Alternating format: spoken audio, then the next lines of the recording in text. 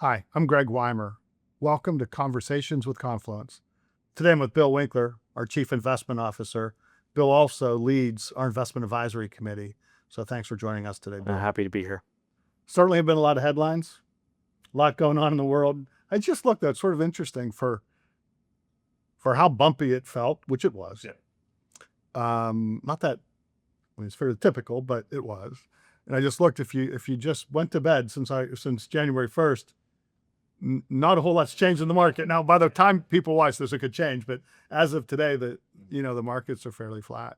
So, but given there's a lot of noise, and we just want to communicate with our clients and potential clients, I thought we could spend a couple minutes on putting in perspective the volatility and really talking about, when you think about headlines and then the markets and then the client's portfolio, they're three very different things. And so let's just talk about that a little bit. Second, it's sort of interesting that there's an opportunity right now. There's an awful lot of money in cash. In fact, I just called the bank. The bank called me and said, like, hey, we're going to give you money to open up a checking account. That was a red flag for me. That was odd. But there's a real difference between what you can achieve in bonds versus cash right now. So that's the second thing. And then third, let's talk about tariffs and just, talk about putting those in perspective. And then four, we're going to give a lot of headlines about the tax policy. So let's talk about the potential tax policy. But let's start with, the markets have been bumpy, and I think a lot of clients have been surprised that their portfolios have reacted very differently than the markets. Just want to talk about how we use strategic asset allocation and how this year diversification, unlike previous years, has actually been a friend.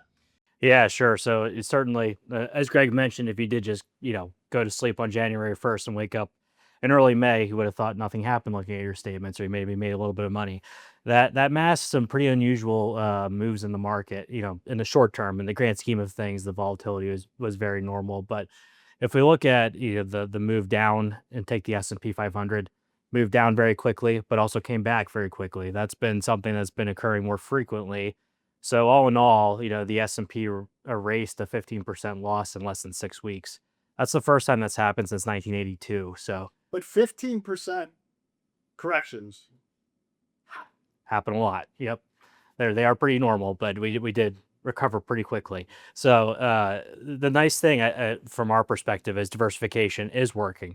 We spent a lot of time in the last 10 years talking about why you should own international stocks, why you should own value stocks, why you should own small cap stocks. And this year in 2025, what's been nice is particularly international stocks, what have become a smaller part of the overall market, have contributed nicely to results so far.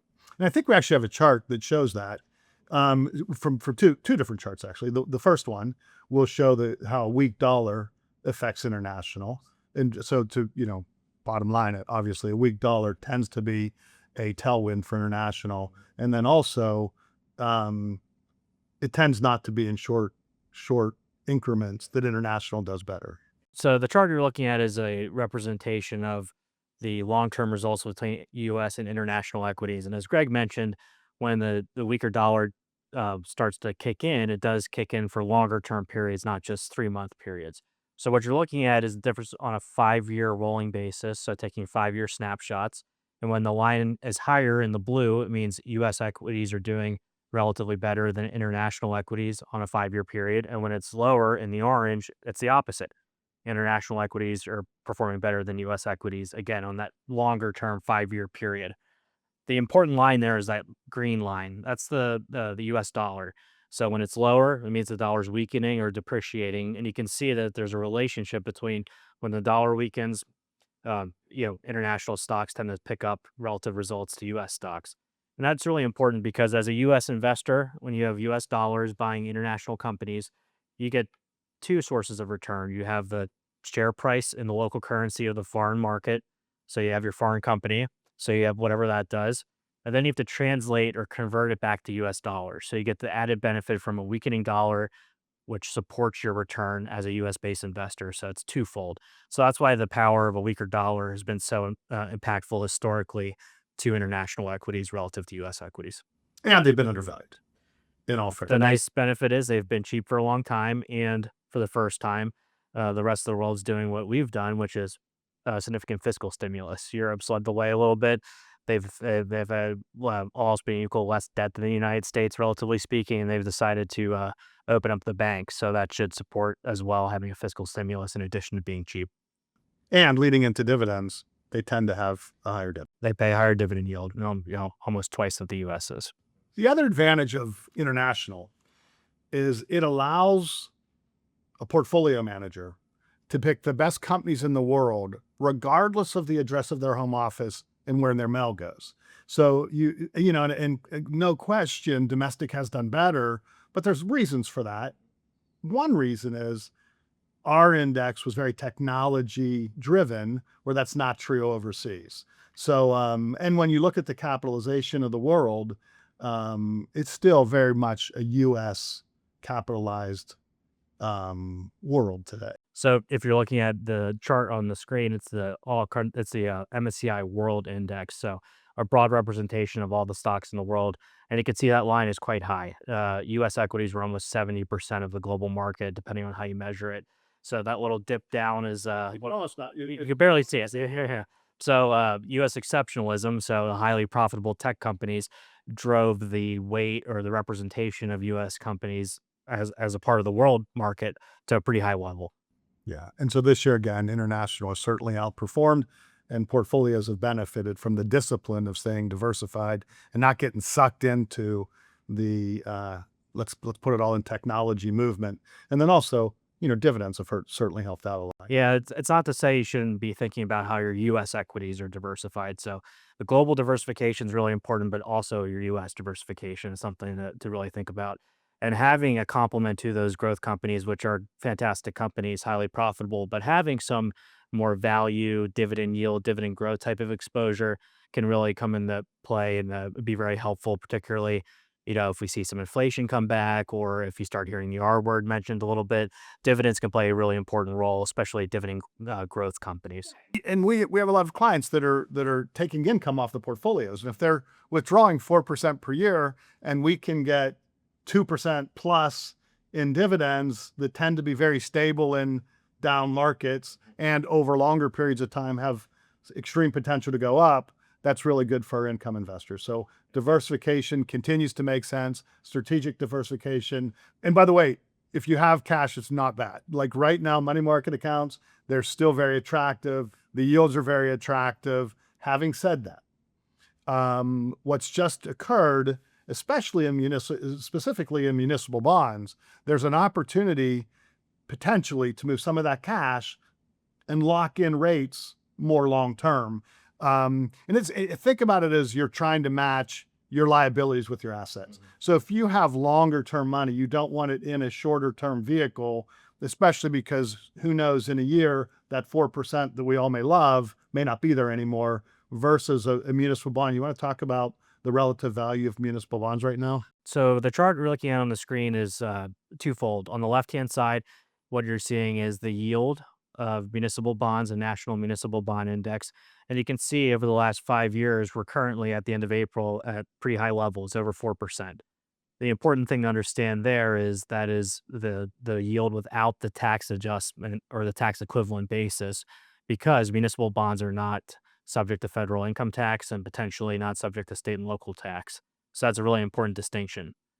When you compare that yield to treasuries on the right hand side, there's a ratio where investors will often look at to say, how much of the treasury yield am I receiving from the municipal bonds?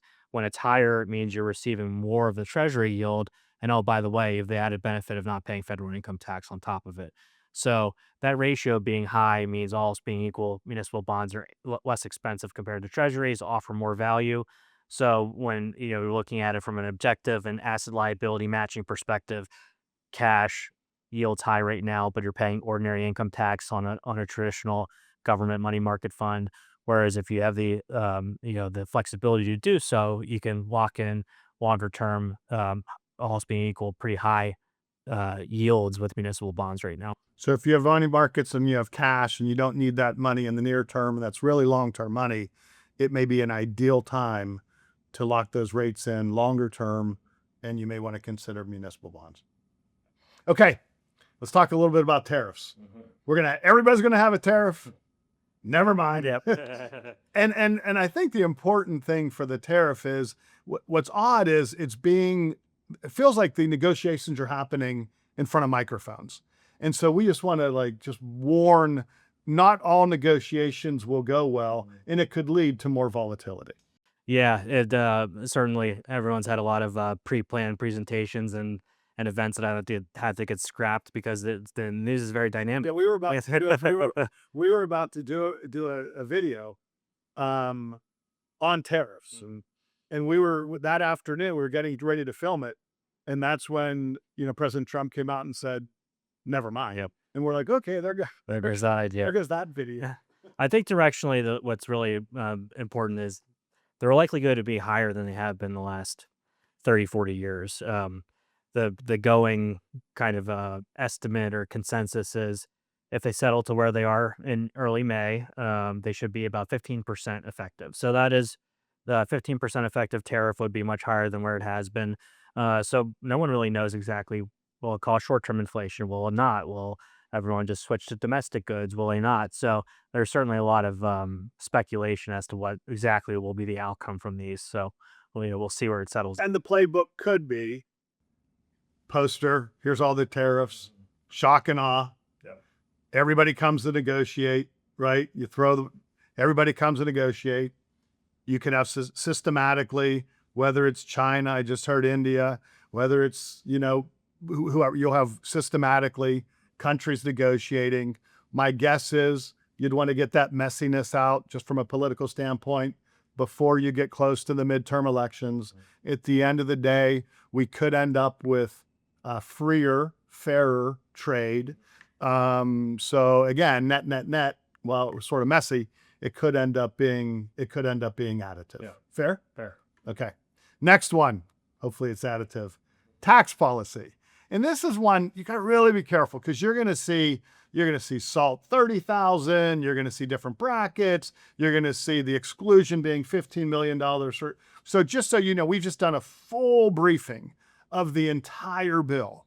And we will keep an eye on it. And what we're watching for is actionable ideas on things that we can control to make sure, one of our principles in our 5 principles of managing money is tax effectiveness. And so we are watching to make sure that we are up to speed on any actionable idea that we can do in portfolios on behalf of our clients, given the big, beautiful bill.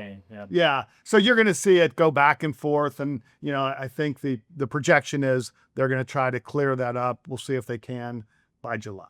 Yeah. So, but it could add some volatility to the market. I think when you sum it all up, let's stay diversified. It certainly has worked. But I think there could be some tailwinds if you have tariffs cleaned up, right? You could have lower interest rates.